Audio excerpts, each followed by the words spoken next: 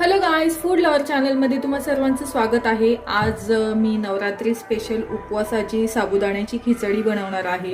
तर साबुदाणा खिचडी बनवण्यासाठी मी भिजवलेला साबुदाणा घेतलेला आहे, बटाटे, हिरव्या मिरच्या, शेंगदाण्याचा कूट आणि मीठ घेतलेलं आहे। तर चला आता आपण रेसिपीला स्टार्ट करूयात। सगळ्यात आधी आपण कढईमध्ये तेल घेतलेलं आहे।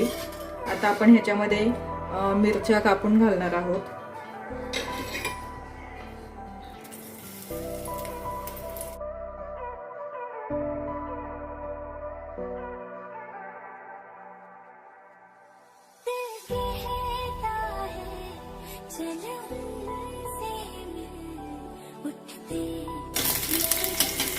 आता आपल्या मिरच्या छान फ्राय झालेल्या आहेत। आता आपण ह्याच्यामध्ये बटाटे घालणार आहोत।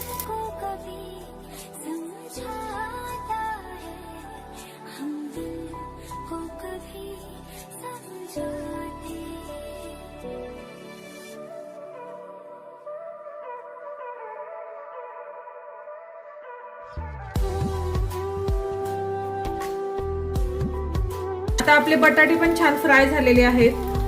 आता आपण ह्याच्यामध्ये साबुदाणा घालणार आहोत।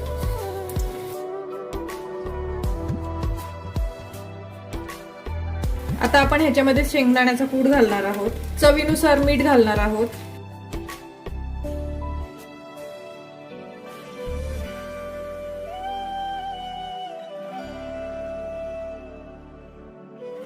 आता ही खिचडी छान परतून घ्यायची आहे।